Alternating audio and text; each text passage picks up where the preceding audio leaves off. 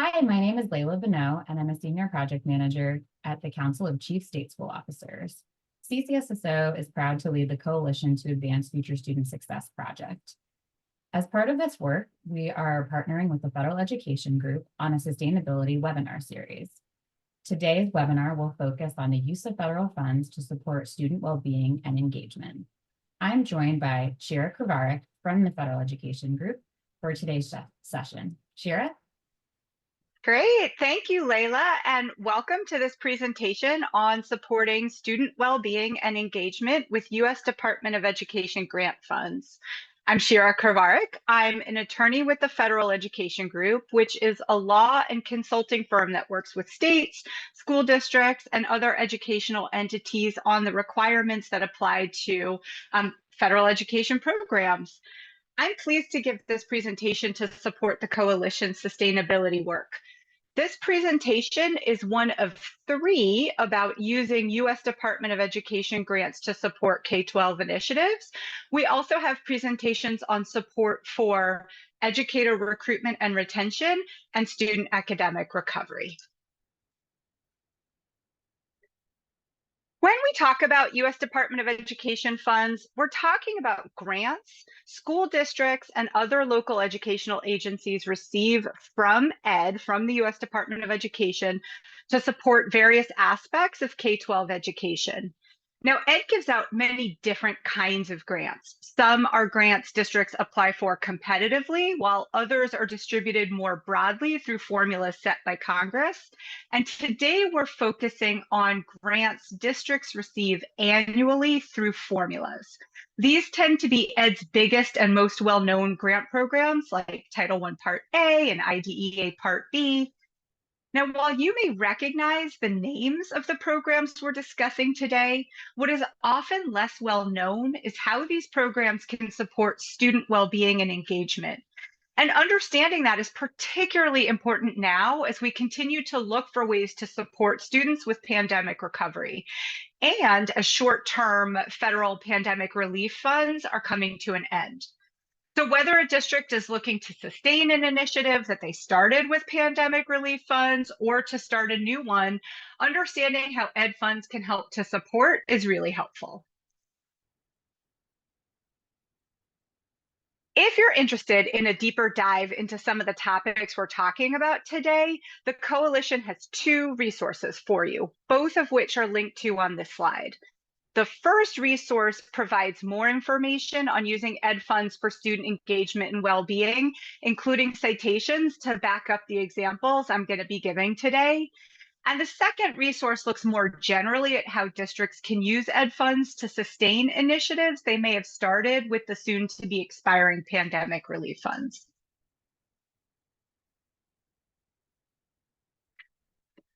Before we dive in, I want to flag a few considerations for you.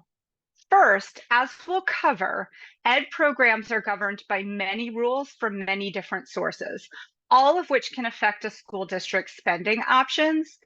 For example, even if a grant program authorizes spending on a certain activity, a district still needs to show that it carried out the activity responsibly, that it followed local procurement rules, and other kinds of things.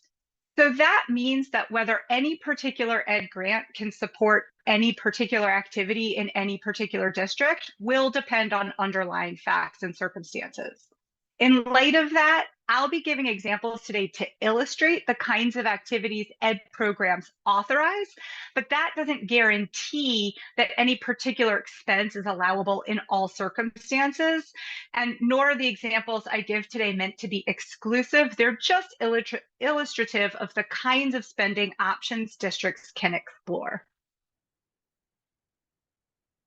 The examples, so ultimately, we know that states, districts, and their stakeholders are best positioned to decide how to spend their ED funds. So the examples I give today are only meant to highlight the range of choices districts have and not to recommend one activity over another.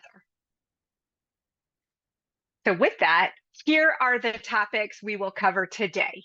We'll start with some information about ed programs generally, and then we're going to dive into the specific programs you see on this slide.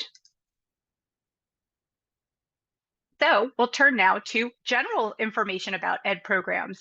Now, if you have already heard this information before from one of the other coalition presentations I mentioned at the beginning, feel free to skip ahead to the program-specific information, but this is a recap of that general information. So as I've mentioned, ed programs are subject to a lot of different rules that come from a lot of different places. First, there are program laws that tell you things like how a district gets funding, what it can do with those funds, who can participate in grant-funded activities, and what conditions have to be met in exchange for the funding. Sometimes ed then expounds on those laws through regulation. So for example, ed has put out regulations to further clarify Title I Part A requirements and IDEA requirements. Not every program will have program regulations, but that's another source of rule that we have to look for. And then sometimes ed will also put out what's called non-regulatory guidance on certain topics. That's not binding, but it does provide insight into ed policies and something to consider. So after we sort of have programs, statutes, rules, and guidance, then there are administrative rules that tell us things like how a district has to manage the grant funds it receives. Some of these rules come from ed, but other rules come from the Federal Office of Management and Budget. And these OMB rules are particularly important when it comes to spending because they have factors that a district has to consider when deciding if a particular expenditure is appropriate, the standards that apply if a district is procuring goods and services with ed grant funds, the kinds of records they have to keep to support things like employee salaries and a lot more. So those programs will come on top of those administrative rules will come on top of program rules and are equally as important to take into account. Last, it's important to recognize that all of the programs we're covering today are state administered programs, which means the US Department of Education relies on states to distribute and oversee the funds. So that means states have this sort of interstitial role where they might set rules and policies that then affect local spending options. And of course, districts have to follow their own local rules as well. So all of that put together means it can be really hard to tell what kind of spending is allowable and what's not. Now, I don't point that out to be dispiriting, but rather just to give some context on why ed grant spending feels so hard, right? If you are a stakeholder and you're working with districts, you might observe that spending tends to concentrate on the same sorts of familiar activities, their traditional activities from year to year. And hopefully this presentation and accompanying the resources I highlighted before, can help to start conversations about exploring different kinds of spending. So this is just to sort of give some background on the nuance behind ed spending. So please take what we're talking about today as a conversation starter and not the be all and end all. But all of these rules can work together to come to some really good places about matching spending with needs. Now, I mentioned conversation about spending options, and those conversations are really important because every spending decision comes with trade-offs. Here are 3 examples. First, ed funds are already paying for things. So shifting to a different activity means either finding another funding source to pick up what the grant was paying for or defunding that cost. And those are really difficult conversations. Second, because states play such a pivotal role in administering in the ed programs we're talking about today, districts have to consider state policies too, so there might be some trade-offs there. Third, federal spending is subject to a lot of oversight, and concerns about things like audit findings or even newspaper coverage of how funds were spent can really have a significant effect on what districts choose to spend on. So these are all issues that will be in conversation when districts are making choices about what to spend on. There are other factors that will affect ed grant spending, and here is just a quick illustration of the range of things a district needs to think about. So, we mentioned there are administrative rules that layer on top of program rules, and one of those administrative rules is that all spending supported with federal grant money has to be necessary and reasonable. So even if an activity is authorized broadly, the way it is carried out in a district and that particular activity for that particular district still has to be necessary and reasonable given the circumstances. We have to think about who benefits from the cost. Most ed programs are actually targeted for specific either student groups or populations. We're going to get into that. And so it's very rare for an ed program to be able to pay for like a whole district activity. So how to deploy an activity in light of eligibility rules is a factor. There are fiscal tests that districts have to satisfy that balances state and local spending as part of understanding how federal funding is being used. So that is an issue to consider. And then, of course, districts have to consider what their accounting and tracking capabilities are. There are expectations for how dollars are tracked and how spending is documented. And those constraints may affect what districts end up choosing to do with their funds. So this is all just a big illustration. There are myriad factors that are going to affect whether any of the examples we cover today will work in any particular district. But this is a starting point for those conversations. Okay, so with that, we can dive into Title I, Part A. So Title I is ED's biggest K-12 program. It provides extra funds to districts and schools affected by poverty to help students who need additional academic support. So that's an important distinction. The money goes out on a formula that considers poverty rates, but once the money hits a district and school, it is used to provide extra supports for students who have educational disadvantage or who need additional academic support. Most districts in the country receive some Title I funding. Once they get their Title I funds, they can keep a portion of the grant for central level activities, and we're going to talk about those in just a few slides. But mostly the money gets allocated down to eligible schools. Now, a school that receives Title I allocation can use its funds to operate one of two kinds of programs. The first is a school-wide program where the school uses its Title I funds to upgrade its educational program, and any or all students in the school can participate in Title I funded activities. This option is available if at least 40% of the students in a school come from families with low incomes, although states can waive that threshold to permit other schools to operate a school-wide program as well. The second model, by contrast, is a targeted assistance program. And here, the school identifies specific students in the school who need additional academic support and then uses its Title I funds for those students only.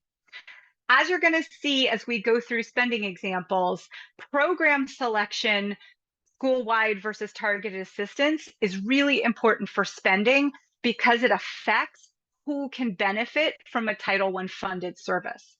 In a school-wide program, any or all students can benefit, and that means a school can use Title I for a whole school initiative, or it can use it fluidly to serve students who may need extra support, and then as needs change, we can serve a different cohort of students. In a targeted assistance program, only students who are specifically identified can benefit from Title I services. So that's going to be important when we think about deploying some of the examples we talk about today. By and large, districts use their Title I funds for extra staff to deliver reading and math interventions to students outside of the classroom. That is certainly allowable, but often people think Title I has to be spent that way.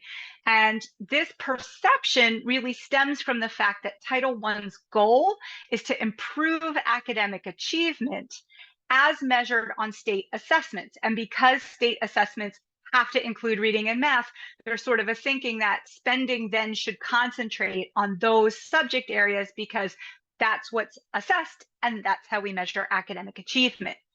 But just because Title I measures academic achievement using state assessments doesn't mean spending has to be so limited. In fact, Congress recognizes there are many different ways to support academic success. So we can support success in reading and math through other academic subjects, through science, engineering, languages, the arts, CTE, physical education, and a lot more. So Title I can touch all areas of a well-rounded education, not just subjects that are tested on the state assessment. It can also include, importantly for our conversation today, it can also include non-academic activities that contribute to academic success, things like behavioral supports, mental health supports, school climate initiatives, and more. And we're going to see some examples of allowable activities in just a few slides. But that's a really important point, because when districts sit down to plan initiatives like well-being, they don't often start thinking about Title I. They'll jump to a program that we're going to talk about later, which is Title IV, which certainly can support well-being. But Title I is the big program in terms of funding. So it's really critical to understand that Title I isn't just about instructional activities, but any activity that we have reason to believe will support academic success. So it includes a big range of non-instructional activities as well. Now, before we dive into examples, it's important to talk about a very important aspect of Title I. As I mentioned before, Title I is meant to provide extra money to districts and schools. It's not meant to replace the money districts and schools would otherwise spend on education in the absence of Title I. Accordingly, Title I has a rule called supplement, not supplant, to ensure Title I schools receive all of the state and local resources they would have received if they didn't participate in the Title I program. I know that's a mouthful. The next slide is going to give an overview of what that rule looks like in practice, but you might be wondering why I'm pausing to stop on a sort of a technical fiscal rule. This rule tends to have a big effect on spending. So people understand that there's a supplement, not supplant rule, and they start to think, well, that means Title I can only pay for specific costs if I can prove those specific costs are extra. And the way we tend to try to show that things are extra is like, well, I'll pull a student out of the classroom, or I'll have a different set of interventions for students who are Title I than for other students. And none of that is required to satisfy supplement, not supplant. Now, supplement, not supplant used to have a series of questions behind it when we would look at how a district or a school spent Title I funds. We would ask questions about it to really get at, is this an extra support? But all of that changed back in 2018 when a new rule came into effect that makes it much easier for Title I to coordinate with other programs and to make it very clear that the way we measure whether or not Title I is providing extra support is in an aggregated budget way, not by looking cost by cost to try to justify each activity as an extra activity as opposed to a core activity. So that means Title I really can come in and support core instruction. It really can come in and cooperate with other programs. We do have some constraints around big picture budgeting to protect Title I schools, but this is what it looks like. So to comply with Title I supplement, not supplant rule at heart, it requires districts to articulate how do they distribute state and locally funded resources to their schools. So to come up with a methodology that says we're either going to do this much per pupil, or we're going to have these kinds of staffing levels for these kinds of program considerations, whatever the methodology is, a district has to articulate what it is and then show that Title I schools got all of the state and local resources they are entitled to get under that methodology. So you'll see an example here on the slide. if a district's methodology says each elementary school gets a state and locally funded school counselor, so one school counselor per elementary school, then the Title I school has to get that school counselor. It would violate supplement, not supplant, if the district said, oh, our methodology says you get a school counselor, but you have Title I funds to pay for that counselor. So we're not going to use state and local funds to pay for that counselor for you because we'll just swap in your Title I funds. That's where supplement, not supplant would be violated. Title I could pay for an extra counselor, though. So the school is entitled to a state and locally funded counselor under the district's methodology. Once they get that counselor, we can use Title I to add to the counselor positions without violating the rule. But that's really how supplement, not supplant works. And the key point here is that the rule changed in 2018 in a way that really does sort of make it easier to spend Title I funds, but that change isn't always well understood. So if you want more information about that, we give you a link to the U.S. Department of Education guidance that really dives into what the methodology is and what it means for spending. Okay, and now at long last, we're about to get to some examples. So what I want to say for Title I is that the examples that I'm about to give can be supported in 3 different ways. So districts can reserve some Title I funds for district managed activities in all or a subset of their Title I schools. So for example, a district could keep some Title I funds at the district level to provide training to staff in Title I schools on effective ways to build relationship with students to improve school conditions. So that would be training unique for staff working in Title I schools to really get at those schools' needs. And that is something the district could do at the central level. At the school level, if a school is operating a school-wide program, it can use its Title I funds for programs for any students or all students. It has much more discretion to do comprehensive or focused as it wants. A school operating a targeted assistance program can use funds only for Title I identified students. Importantly, the examples I'm going to cover are allowable. They're allowable at the district level, in a school-wide school, in a target assistance school. The difference between school-wide programming and target assistance programming is that it really constrains who can participate in the Title I funded activity. Okay, so here at long last are the examples of Title I Part A Wellbeing spending options. So we have things like counseling, school-based mental health programs, specialized instructional support, mentoring, and other strategies to improve Title I students' non-academic skills. Congress really did, at the last time Title I was authorized, try to make it more explicit that even though the goal of Title I is to improve academic achievement, that doesn't mean spending has to be exclusively academic support services. Congress recognizes that there are all kinds of non-academic factors that go into academic success, and Title I can support that. We can use Title I for behavior supports and interventions for Title I students, again, in a school-wide program that's all students, in a target assistance program that's identified students. We can provide professional development for educators that work with Title I students on recognizing their well-being needs, on supporting their efforts to engage with their students. We can also spend Title I on parent and family engagement for families of Title I students. So all of these are totally allowable activities.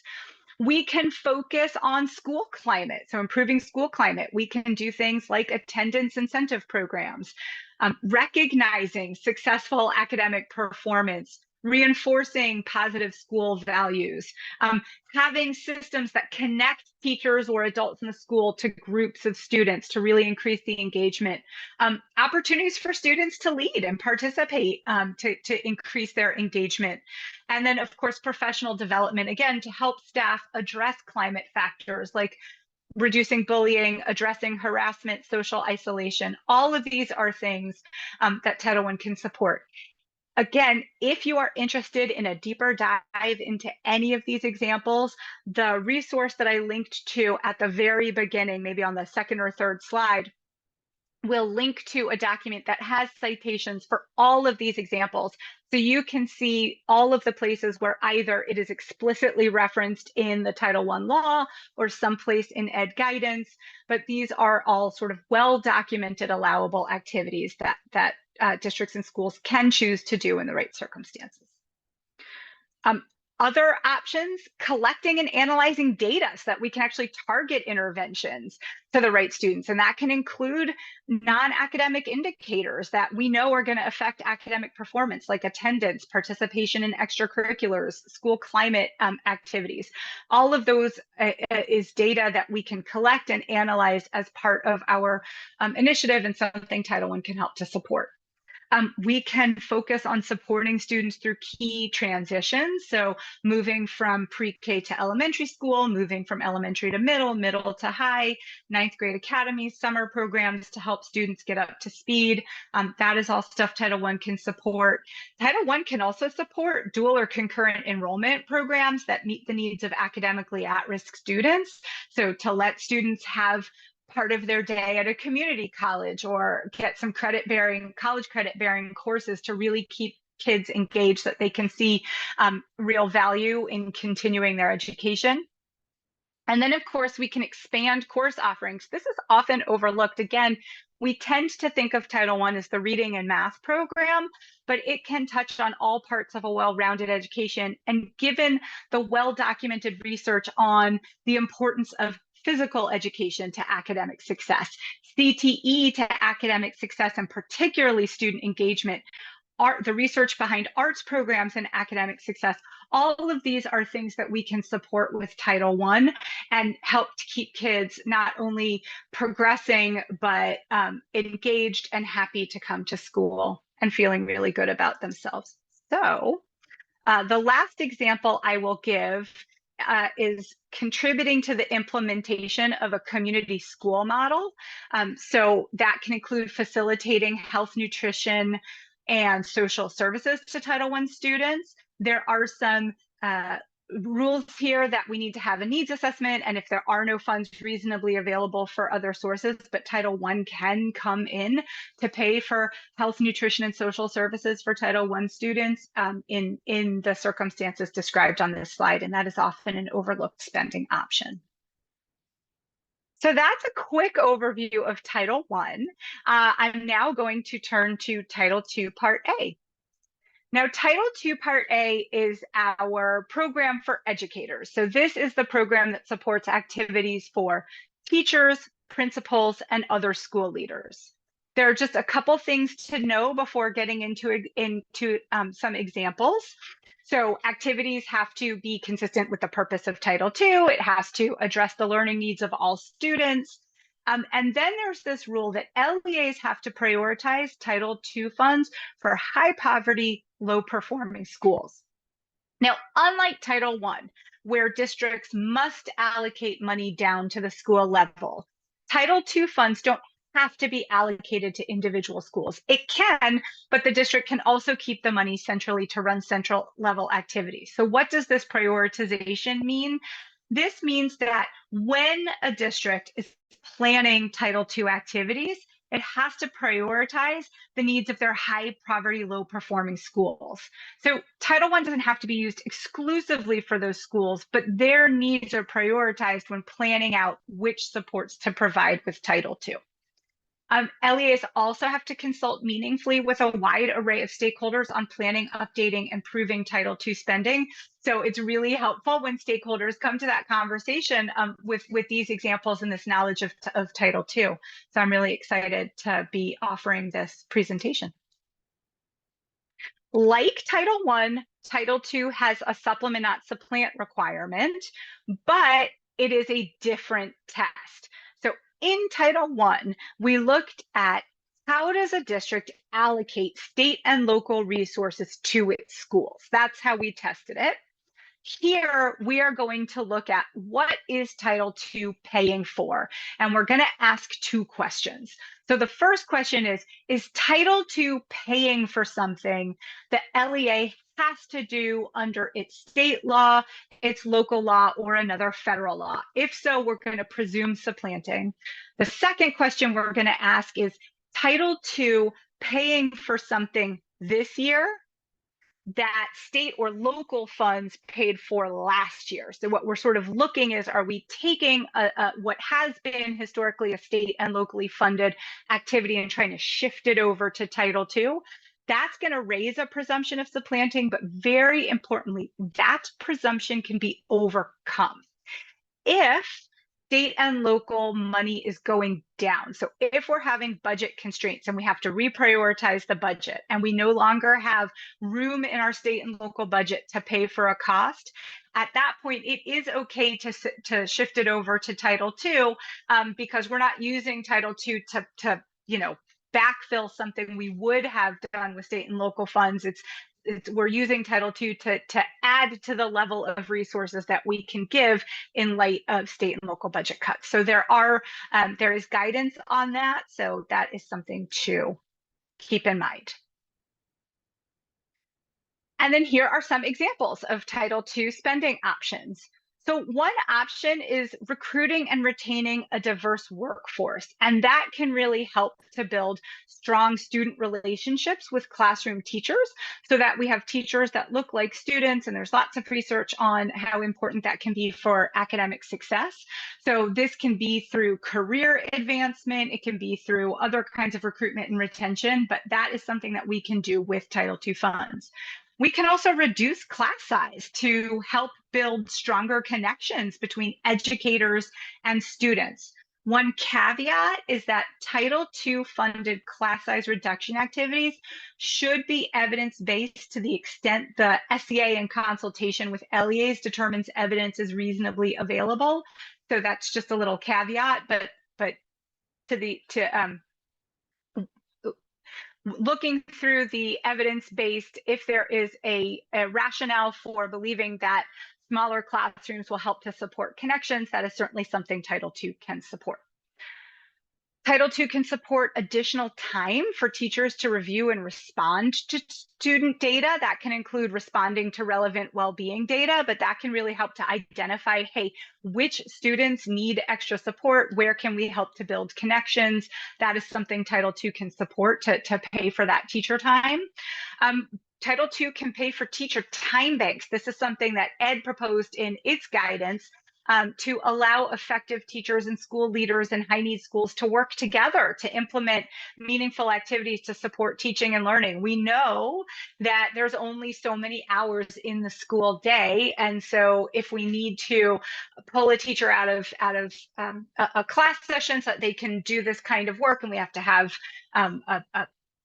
substitute support, that is something teachers we can do with Title II to make sure teachers have time to attend to these really important activities. We can also do training for teachers, high quality personalized professional development on topics like helping students develop the skills essential for learning readiness, right? So this can be helping kids to build resiliency, to have self-regulation, to learn to have confidence and pride in the work that they do. All of those things, helping teachers to understand how to build those skills is something we can support with Title II. We can support teachers in using data to improve academic achievement. So to see maybe patterns in attendance data, or to understand how student engagement data translates into classroom success. We can train teachers on effectively engaging with parents and families. I know this is often something front of mind for teachers and principals, especially when parents come with feelings about things that are going on in their students, helping teachers to manage that so that parents and families can be partners in student learning. Effectively engaging and coordinating with community partners, and then developing policies within the school and the district, within community or state leaders. These are all things Title II can pay for. And we have the same caveat about evidence here that we did with class size reduction. To the extent the SEA in consultation with LEAs determines evidence is reasonably available, the activities we do should be based on that evidence. Some more examples for Title II: programs and activities to meet the needs of students with disabilities and English learners. So specific needs around that. And of course, we have options to coordinate that with other programs like IDEA and Title III. We'll talk about those programs in a little bit.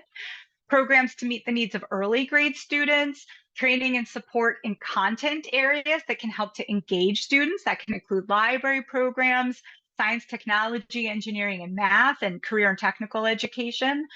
All of these are allowable uses of Title II funds. We can work on creating teams of educators that can convene regularly to do problem solving, looking over student work, providing time during the day to learn from one another. We can provide training to school personnel on how to refer students who might need additional supports, what signs to look out for, and what supports are available. And then we can provide training around school climate type factors like safety, peer interactions, drug and alcohol abuse, and chronic absenteeism. So lots of supports we can provide through Title II to educators to help address student well-being and engagement and school climate. I'm going to touch very briefly on Title III. Title III is a program that provides extra funding to support English learners in learning English and meeting state academic standards. There are required activities that LEAs have to support with Title III. You see them here: effective language instructional effective language instruction educational programs, effective professional development, and things like parent-family engagement and community engagement. And all of these can include initiatives to address non-academic factors that affect English language acquisition. So Title III is something that we can look to when thinking specifically about the needs of English learners. Title III can also support other authorized activities, including activities to help engage English learners in their learning. So it can be CTE supports, coordinating LIEPs with other programs and services, community participation programs, and again, those dual or concurrent enrollment programs to really keep kids on track and engaged.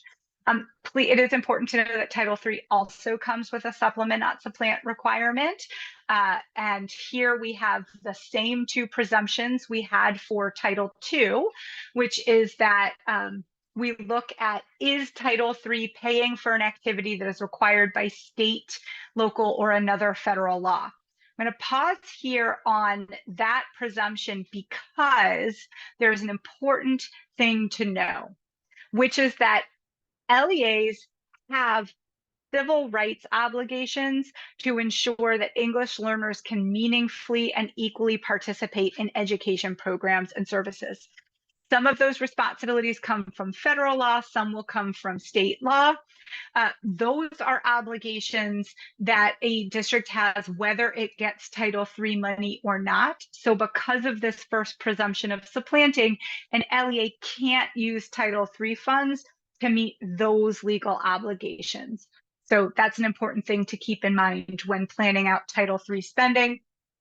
The second presumption is the same as Title II, and we look to see if an LEA is using Title III to pay for something that last year was supported with state or local funds. But just like with Title II, that presumption can be overcome in certain circumstances, usually when there are state and local funding reductions, and we just no longer have room in our budget to support that activity. Instead of cutting it, Title III could pick it up. And there is more information about that in Ed's guidance if you want to go looking for it. Okay, I'm now going to turn us to Title IV Part A. Now, Title IV Part A is the program most people will think about when thinking about student well-being and engagement. And that's because there's a whole section of Title IV dedicated to improving school conditions for student learning and addressing health and safety and the kinds of things we are going to talk about today. So Title IV is the program we most often look to. So I think the examples I'm going to give won't be surprising. But I think what is really helpful when talking about Title IV is to talk about it in the context of all of these other programs that can help support, especially because Title I that we already talked about and IDEA that we're about to talk about just have a lot more money behind them than Title IV. So thinking about ways other programs can help to support these initiatives, or ways we can coordinate activities across programs to really help to leverage all of the programs, reduce fragmentation. That's really important. So I'm glad we're talking about Title IV in the context of all these other programs. Not only is Title IV funded at lower levels than Title I and IDEA, there are some spending rules that kick in if a district gets $30,000 or more in Title IV funds that might affect how much money is available for well-being and engagement activities. So the first rule is that LEAs have to conduct a needs assessment and then align their spending to the results of that needs assessment. And the needs assessment has to cover very specific topics. So depending on how a district ranks its competing needs might then affect how the spending gets deployed. But more importantly, once a district gets $30,000 or more in spending, it has to split its spending across 3 content areas. So well-rounded education, improving school conditions for student learning, and improving the use of technology. And because we have that split in funding, the amount that might be available for any one well-being related activity might be constrained. So those are just things to think about. And one of the reasons why bringing in other programs as partners can really be helpful. LEAs also have to develop objectives for their Title IV programs, and then they're going to have to report out on those objectives. So that's something else to keep in mind. Activities supported with Title IV funds have to prioritize schools with needs, and you can see here it's either have greatest needs as determined by the LEA, have the highest percentages of children from low-income families, are identified for improvement under Title I accountability requirements, or are identified as persistently dangerous. Importantly, that's an or. We don't have to prioritize the needs of all of these schools or find the intersection of all of these schools, but we sort of have to pick a group of schools that have demonstrated needs and prioritize them. Now, like with Title II, Title IV money doesn't have to be allocated to those schools, but just as we are planning our Title IV activities, we have to prioritize the needs of these schools, but we can do that in ways that all schools in the district might participate in the initiative. It's just that we designed the initiative around the needs of these kinds of schools. As with Title II, there's an affirmative responsibility to consult meaningfully with a wide array of stakeholders when designing Title IV programs. So this goes back to the idea of conversations that we talked about at the very beginning. Like all of our programs, Title IV has a supplement, not supplant requirement. These tests should look very familiar. This is the same test as for Title II and for Title III. First, we're going to look to see if Title IV is paying for something that's required by state, local, or other federal law. Then we're going to be looking to see if Title IV is paying for something that last year was supported with state and local funds. But our same way of overcoming the presumption applies here. If state and local funds are going down and we can no longer support the activity, we might be able to overcome the presumption of supplanting. So that's something to keep in mind. Before I dive into examples about Title IV Part A spending, I do want to flag that LEAs have to obtain prior written informed consent from the parent of anyone under the age of 18 if they're going to participate in a mental health assessment or service funded with Title IV Part A and conducted in connection with the school. So those are important to think about when you see the list of examples. There are these informed written consent rules. And you see here, before obtaining the consent, there has to be a written notice detailing very specific things. This all comes straight from the Title IV law, and just an important thing to flag, again, one of those considerations when deciding how to deploy Title IV funds and how to structure mental health services. I told you Title IV can do a lot. This is kind of thought of as the well-being program. So here is just a snapshot of activities that you can do. You can do many other things. So we have specific well-being spending options. So preventing bullying and harassment, building relationship schools, school dropout prevention. I won't read all of them. This list comes from a chart in U.S. Department of Education guidance, but you can see it covers a whole range of things, supporting a positive school discipline, physical activities. I am a big fan of the mind-body connection, the importance of physical activity for academic success. So you can see all of these here, and you'll have the slide to look at it. But I also want to say one aspect of Title IV is providing students access to a well-rounded education. And that's also a really important way to build well-being and engagement. So engaging and supporting students through a wide variety of courses. So that could be environmental education or arts integration or physical education or career and technical education, all these courses that will keep kids feeling positive and engaged in school. Programs that promote volunteerism and community involvement, programs that get kids out in the community and help them to build leadership skills and show their role in the community they're going to grow into. Social skills and behavioral skill instruction, obviously critical, important to academic success, and then effective use of technology. So Title IV really does have many options. The downside is compared to Title I and IDEA, there just isn't a lot of money, and these activities compete with other priorities in Title IV. So just wanted to talk about that again in connection with all the other programs we're talking about. The last program we're going to cover is IDEA Part B. You may be wondering why we're going to talk about IDEA, because IDEA is the program to support students with disabilities. And often it is thought of as sort of an entirely different creature than the programs we've covered so far. So often when we're thinking about programming U.S. Department of Education, U.S. Department of Education grants, we sort of think collectively about what we think of as general education programs. So what are we going to do with Title I? What are we going to do with Title II? And then IDEA planning is going on somewhere else. But in fact, the vast majority of students with disabilities spend at least some time, and usually a significant time, in general education classrooms.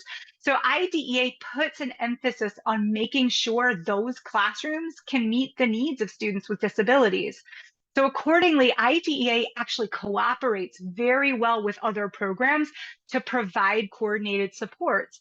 And of course, as you dive into the kinds of supports that help students with disabilities to regulate their emotions, to have social skills, to be present and attend to their education, all of those supports are also often needed for kids in general education programs who struggle with similar kinds of issues, whether it's because of pandemic delays, whether it's because of other factors. The same kinds of supports work for all kids. And so thinking about these programs on an integrated basis can be very helpful in terms of leveraging the support U.S. Department of Education programs can offer for those kinds of activities. I'm just going to flag, IDEA does have a supplement, not supplant requirement, but you are not going to see a slide with a test. And that's because districts that meet another fiscal requirement called maintenance of effort also meet supplement, not supplant. So there isn't in practice a separate supplement, not supplant test. If a district satisfies maintenance of effort, which is a condition of receiving IDEA funds, then they also satisfy supplement, not supplant, and we don't have to do any sort of analysis of what is IDEA paying for and applying those presumptions we talked about for the other programs. So basically, if an LEA qualifies for IDEA Part B money because it meets maintenance of effort, it will also by default meet supplement, not supplant. And maybe you can see why that then helps to make IDEA a program that then facilitates very well with other programs, because there's a lot of fluidity in terms of what is supported with IDEA versus other funding sources. Now, districts have to use IDEA Part B funds to provide special education and related services. Sometimes we think about special education narrowly by artificially dividing supports into supports for special education students and then supports for general education students. In fact, the line isn't so stark. Students with and without disabilities often benefit from the same supports. And the fact that a service is delivered to a general education student doesn't automatically preclude it from being considered a special education service for a student with disabilities. And that's really important because IDEA can coordinate with other funding sources to provide the same supports to students with and without disabilities who need them. Let me give you an example. Occupational therapy is a common special education service provided to students with disabilities. But a district might also determine that students without disabilities would benefit from occupational therapy supports. The district could, in that case, use IDEA Part B to pay for the OT services for special education students called for in their IEPs, and then use another funding source to provide OT services to non-disabled students. And sometimes people think there are IDEA funding rules that would prohibit that. There aren't. And we have resources. You can reach out to CCSSO if you'd like more information about that. Happy to provide some additional resources.